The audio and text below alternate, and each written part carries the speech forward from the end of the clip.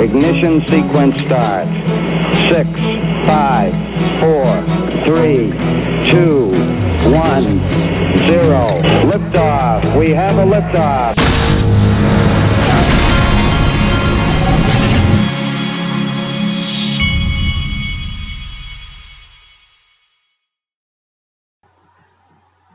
Hey everybody, this is the Digital Asset Investor.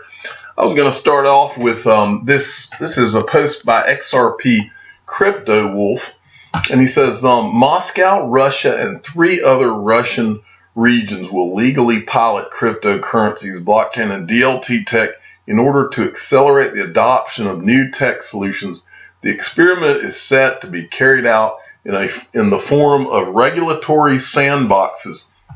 Well, this is interesting because any moves by like a Russia or a China or an India in this type of a direction are letting you know that, like we said, they're going to get into crypto just like all the other countries are. They're going to try to control it as best they can, and then eventually they're going to find out they can't control it.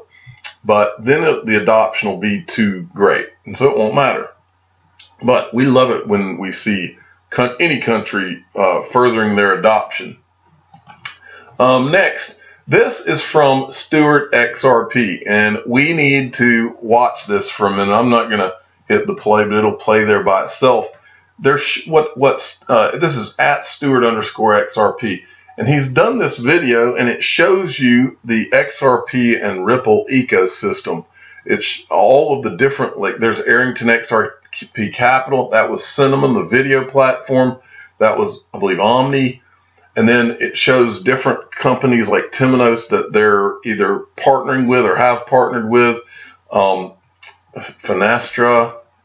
If you keep watching this, it's a pretty good visualization of all of the things that are going on with Ripple and with XRP, and it's a pretty amazing thing when you start to look at all of the different companies that are involved. That's a picture of Brad Garlinghouse with the IMF, and that leads me, and so go watch this. It's at Stuart_XRP.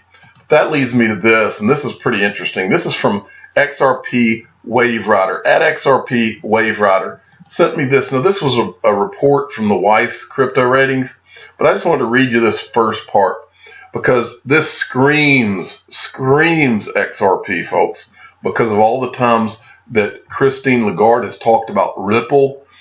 This screams, and the fact that I keep saying something's going on with the IMF and Ripple.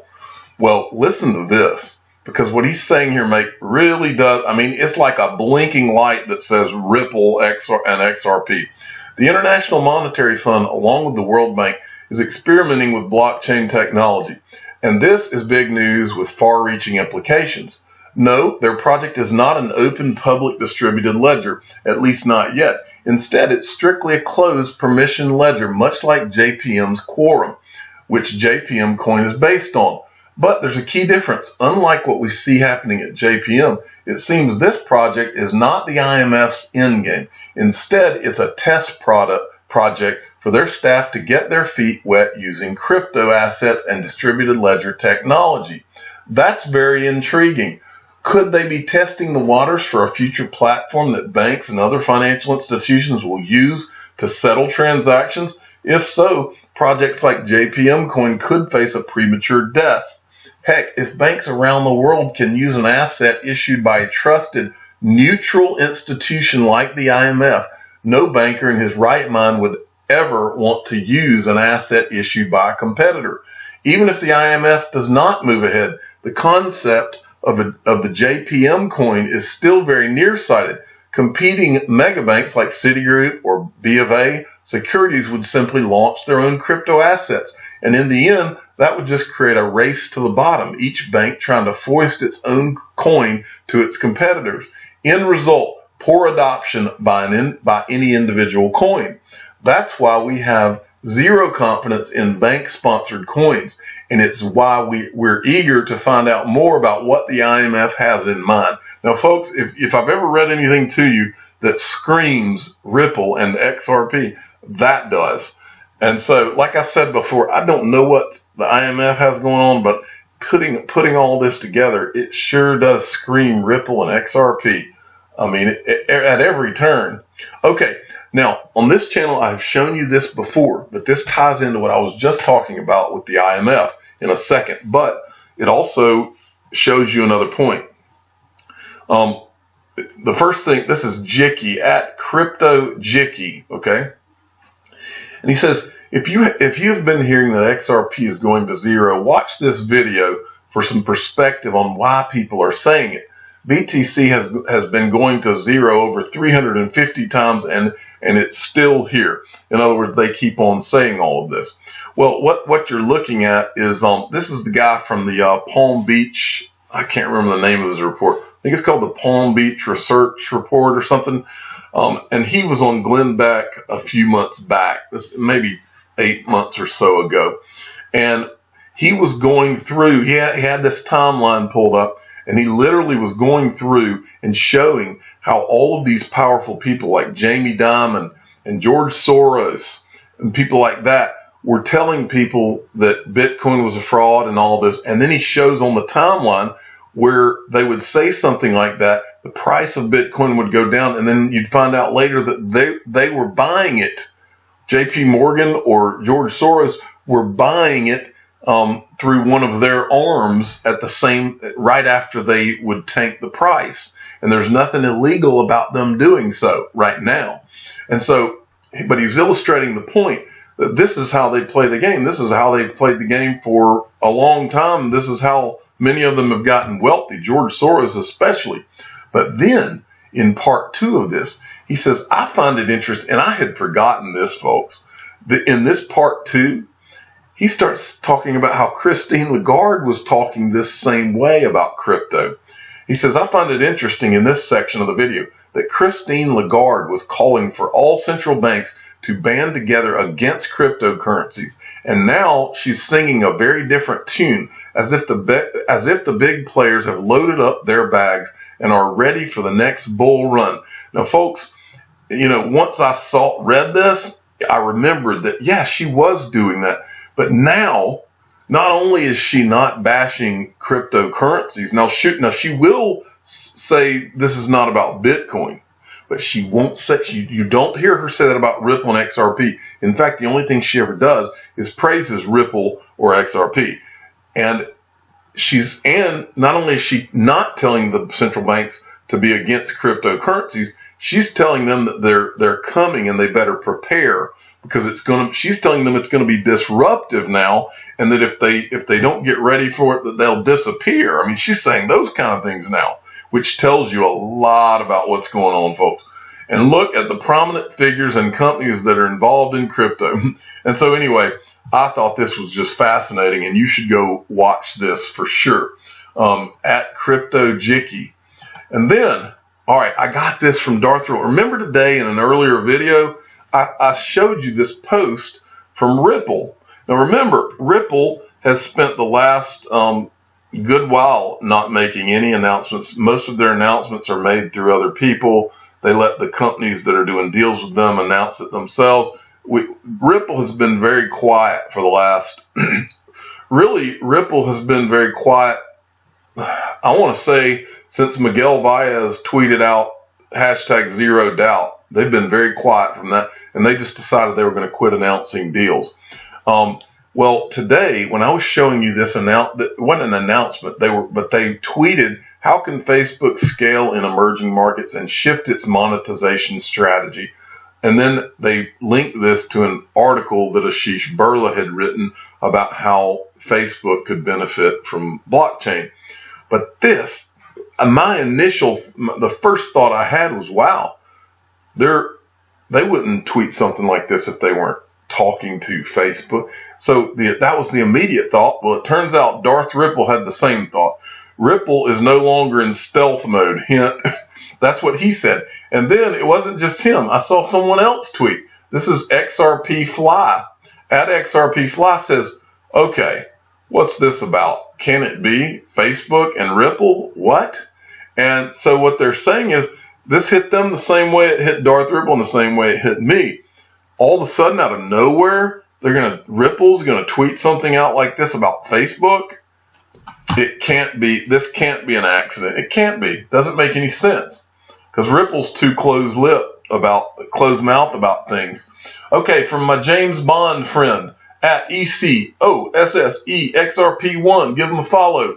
Sent me this. Now we talked about this a few months ago, but this was tweeted out today by ICE, which is the owner of the New York Stock Exchange. Trade Tech hot topic alert. Crypto asset management. We created a robust crypto data feed in collaboration with Blockstream to help you understand cryptocurrency pricing. And from what I read and watching their videos, this is their real-time pricing data to help all sorts of institutional and otherwise investment firms to value crypto assets. Now, why in the world would they spend all of this money to create a data feed like this? I think I know. And next, I also got this from my James Bond friend, and that is a little article about VeChain. Now, folks, I tell you all the time, I don't get paid to tell you about digital assets. I talk about the digital assets that I believe have a real use case, and I believe actually are having partnerships and doing things and have some potential. VeChain is one of those. The symbol's VET. I buy mine on Binance. They have just partnered with BMW and Deloitte. It says here, the VeChain project has now announced that Deloitte will join its network to develop its own blockchain solution in the VeChain Thor network. And then down here, BMW VeChain partnership, the leading German automaker, made the announcement during VeChain Summit and said Verify car will publish every interaction with a car in VeChain Thor's public ledger. It's getting exciting, folks. Getting it really exciting. I'm big time bull on VeChain. And then this was from CNBC Futures today, and he gives us, let me see, I think it was at the 1 minute mark right here. Okay, this is FundStrat's Tom Lee. He gives us the 3 signs crypto spring has sprung, and what he's talking about is that these have historically been the 3 signs that you're going into a bull market with Bitcoin. Blockchain transactions turn positive year over year. Bitcoin closes above 200-day moving average. Over-the-counter trading volumes surge. And he said that all of these things have happened. He also said in this video that the alts, typically Bitcoin will run, and then once it's achieved a pretty high level, a lot of the money from that run is poured into alts, and it will cause an altcoin run. And so that's how it's happened a lot in the past, and that's what he was making that point as well. And finally, I want to show you one thing. This is something I noticed over the last 2 days, and I actually did a double take. I was on Twitter, and keep in mind, I'm on Twitter every day, and this is what I have been seeing. I said, am I the only one seeing a very sudden increase in XRP FUD? Many of the threads start out as someone acting like they are a Ripple fan who is having second thoughts. I'm on Twitter every day, and most of them posting and in the threads are handles I've never seen. So what I'm starting to see, now we've all seen the FUD where somebody will write an article, a contributor will get paid by Forbes and they'll write an anti-Ripple or anti-XRP article. But what I'm seeing now that looks new to me is I'll see a guy, and it'll be a Twitter handle. Remember, I'm on Twitter every day in the XRP community. It'll be a Twitter handle that I don't recognize, okay? That's the first thing I see. They will start the thread they'll say, I'm having a few concerns. I'm a Ripple or an XRP fan, but here's my concerns. And they'll throw out a couple of softball, concerns that they have. And then, and the other thing I'll notice is that the person that starts the thread follows me, but I don't follow them, which is normally an indicator that there's somebody who just created an account, got a few followers to create a perception. So they'll follow me. Then what I notice is that people will pile into the thread, and they're all not going too crazy, not saying anything that's too outlandish, but it'll be like 10 or 12 or 15 people, and they're all just lobbing information back and forth, but nothing to try to make it look like they hate XRP or Ripple too much. just enough to get a bunch of negativity out there. That's the way they look. And almost every person to a person in the thread will be a follower of mine, and almost all of them I've never even heard of, and I've never seen on Twitter. That gives me a very bullish feeling, because what I believe that is, and this is just me talking out loud, I believe that people have seen XRP sitting still, and history has shown the same thing, folks. I believe that a lot of the Bitcoin people are ready for this Bitcoin bull run that they've been waiting for, and I believe their greatest fear is that XRP comes out of nowhere and just steals that thunder. That's what I believe. I'm the digital asset investor. I'm not an investment advisor. This is for entertainment purposes only. Please subscribe and hit the like button, and tell your friends and family that the digital asset investor is going nowhere, because I'm the biggest XRP bull that you have ever known. Thank you for listening.